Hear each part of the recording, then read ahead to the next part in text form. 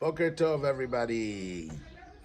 Guten Erev Shabbos. Ephraim Schwartz calling you from lovely Carmiel on this most magnificent day, this most magnificent week. The birds are chirping. It's delightful. It's delicious outside. And we are coming to our double parsha this week of ACHAREY MOS-KEDOSHIM. We are packing in these double parshios.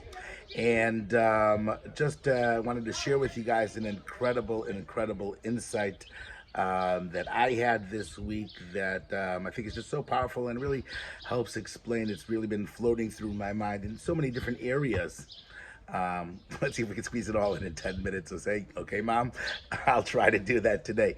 Our parsha begins, second parsha, Kedoshim to you. You should be holy. Very tough mandate.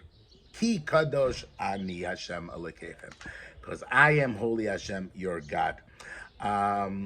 We should be holy because Hashem is holy. It's a big mandate. It's a high bar, right? You should become the president because I'm the president. But his name, right? Holy because Hashem is holy. And the Medrash even blows it way out of the water. The Medrash says, Yochol, you might think, right, that that you could be holy like me, Ki Kadosh Ani, that I am going ahead and you can be just as holy as Hashem, right? Just as holy as Hashem. Right, Talmud Leimer, the Torah therefore tells you, Ki Kadosh Ani Hashem Elokeichem, that Kedushasi Lamala Mi Kedushaschem. My holiness is much more than your holiness. You're not going to get there. Don't bother. I don't want that. I'm not being derish that from you. What's that? What's the puzzle thinking? What's the Medrash thinking? There might be a thought that I could be as holy as Hashem. How would that work? And the Torah has to actually write the words Ki Kadosh Ani. I mean, you could just say Kedoshim to you. If it left it like that, then we would think, okay, we have to be holy just like Hashem is holy. We have to reach the madrega of Hashem. I'm sorry for banging this. Therefore, the Torah has to throw in these 3 extra words, Ki Kadosh Ani Hashem Elokeichem, 5 extra words, right? To tell you, no, don't worry. I'm holy because I'm holy. You're not going to reach that holiness, but aspire for holiness. What's going on? So there's a famous, incredible, powerful vart from Rav Shimon Shkop that really sheds light in so many different ways. And that's really it's in Stakdamas to his Sefer. And he says that a person's tendency is that that's growing spiritually is that you want to do for others. You're going to try and do more and more as much as you can. You want to be just like Hashem is mischased in Mabrias, just like Hashem does chesed and does kindness in the Olam Chesed Yibani.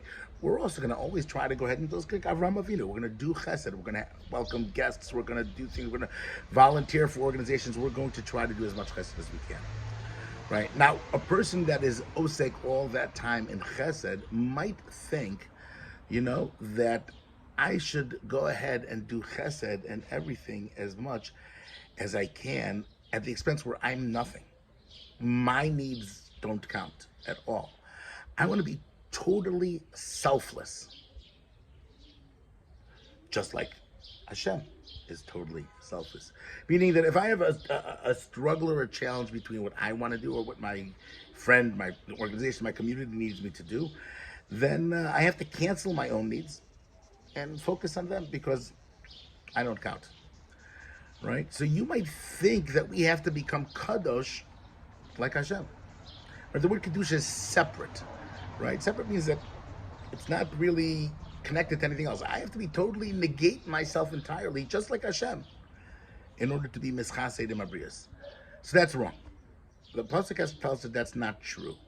I'm the only one, Hashem tells us, that can do total chesed with everybody else and not have any needs, because I don't have any needs. But that's not true for you. I created every single human being with a point, with a feeling of self-worth. And the way that our chesed works has to be that we have to expand our chesed, our sense of self, beyond ourselves, to somebody else. Right? So it's not just me. I love myself. I love the things that I do. Hashem created us with that sense. And then I take that feeling, and then I expand it. I love my children because they're extension of me. I love my wife because she's an extension of me. I love my parents because they're, and then we say, not only do I love my parents, I love extension of me. I love my community. I love Carmiel. I love Eretz Yisrael. I love Israeli Jews. I love all Jews. I love the entire world because they're all part of me. They love humankind. It's an expansion of oneself where that plays out. That's the positive thing. That's what we can do, but it all has to derive itself from one's sense of self-worth and one's sense of self. That's the message. Now, how do we achieve that, right? There's the Torah tells something very interesting. There's Ish Aviv v'Imay Tiro. A person has to fear their father and their mother, right? Meaning that a person has a sense, anybody, has a sense. There's a responsibility to my parents. My parents, that connection, they brought me here. I'm feeling, and so naturally, as soon as a person is brought into this world, right, he experiences this loving, this kindness, his parents, this sense of, who am I? I'm my parents, right? People are 50, 60 years old and they're still dealing with childhood issues that people will dig back into their childhood. Right? Because my identity and my sense of me is connected to my parents. And a person has to appreciate that. So we're naturally born with that sense of there's more than just me in the world. There's me and my parents who made me. And then what do you do with that? As Shabsosai Tishmaru. Right? Take the time with that and enjoy oneself, enjoy one's Shabbos, bond with one's family. Turn off all the distractions of the world and come to yourself. Shabbos is that time, Tishbos, where we can return to ourselves, where we can find who we are, right? Ki Kadosh Hashem, because I am Hashem, because that's the way that we can go ahead and build that. With that idea, again, that plays out in so many ways. I wrote a little bit about my email, but I just want to expand on what I wrote in the email. We have the famous story of the convert that comes to Hillel and tells Hillel, I want to convert on the condition that you teach me the entire Torah while I'm standing on one foot. Hillel says, no problem. Shammai throws him out. Hillel says, no problem. He says, Kol ma desani leisasa. What does it say here? Let's get the exact wording for you. What is hated for you, don't do so for your friend. Zu kol ha-Torah kula. This is the entire Torah. V'idach, and you, right? Pirushaha, explain it, or its commentary. Zil Gemar, go learn. Now, Hillel is basically seemingly paraphrasing or quoting the famous pasuk in our Parsha of KEDOSHIM, almost the center point. You should love your fellow friend like yourself. But Hillel takes that to the negative, right? Hillel takes that to the negative. That which is hated upon you, don't do it to yourself, right? What's the difference between the two things? You can only love your friend as much as you love yourself. You can't love somebody else more than you love yourself. In fact, the Rambam I saw my father-in-law brings this down in the Rambam. The Rambam brings down that a man should love his wife like himself and honor her more than he honors himself. And my father-in-law explained, Rabbi Yosef Sorotskin, right, that this is because the love that one has from his wife has to come out of his own life. So as much as you love yourself, that's as much as you can love somebody else. Right? If a person doesn't love themselves, a person doesn't have that sense of love, they can't really take that love to somebody else. Meaning there's two reasons why a person can do something. And I think this really codifies the concept. My friend calls me up. I'm sitting on my couch. I love sitting on my couch. It's comfortable. And he tells me up he broke down. He needs help. He needs a hand, whatever. I'm going to do that, but there's two ways that I can do that. I can do that because listen, I'm really not in the mood. It's air conditioned here. It's hot outside. But I know that I have to do it for my friend. So I'm going to be mevatel myself for my friend. I'm going to knock myself down for my friend, right? The other sense is that it's the opposite. I love my friend so much. And I know that when I do things good for him, I feel good about myself.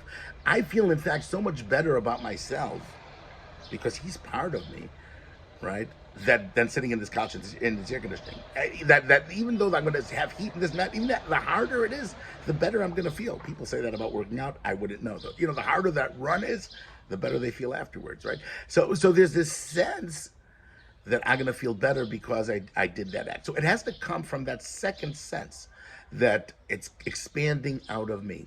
Now, if a person doesn't have that sense of love, right? They're looking, they're seeking, they're trying to find themselves, like this converse commentator to Hillel. Hillel tells him something very powerful. You know what? You may not have a sense of identity of who you are, what you are, and therefore it's difficult to love yourself. But I'm going to help you find yourself. Do things bother you in life? Things annoy you? Things get on your nerves? Things that you don't like? Those things that you don't like, you know why you don't like them? Because you like yourself. Because there's something about yourself that you like that this is sort of grating on. That's the entire Torah. The Torah is about finding yourself. The rest of it is commentary. Now you go take those things and then don't do it to other people. And then slowly you'll come to that sense of identity, of who you are, what you are. And then with that, you can love. I was talking to my son, Yonah. We're talking about different shidduchim coming up this week. If anybody knows anybody, quick plug. Great boy. And we're talking about the concept of being moser nefesh for Torah, right? You have a lot of kol wives that are willing to sacrifice so that their husbands can learn. And I told them I don't really think that should be something that's a good thing necessarily. I don't think a person should be supporting their husband and working for 10 years and 20 years. I'm going to push myself with another 5 kids and just so that I can learn. So I have that sacrifice for it. There should be a sense of sacrifice. I don't think that's a healthy thing. I think it's healthier to say, I don't feel the sacrifice. It's not Mesiras Nefesh because I love doing this. I love the fact that my husband's learning. I love that he's part of me. I'm getting his chusam. That makes it all worth it, right? It's not coming from a sense of, it's coming out of a sense of positivity, of love, of greatness. So this is the work of our parsha, which is Kol HaTorah Kula. Hashem is called all of the Jewish people together for this week's parsha to learn how to become holy, to find out the primary principle of the Torah is to uncover oneself, to reveal oneself. So, Mirza Hashem, we're in this process of Omer, the period where we're moving closer and closer to Hashem, to getting to our true selves. We count the days and we slowly move forward and forward. In this process of self-growth, it's about self-growth. It's focusing on moving and growing ourselves. Mirza Hashem, we should reach the highest of heights, that we should be Zocha once again. Mirza Hashem, this Chag HaShavuos, or even this Lag BaOmer this coming week, Mirza Hashem, to see that great light from Hashem. Have a fantastic Shabbos. I look forward to speaking to you. Subscribe to my weekly email, rabbischwartz@yahoo.com.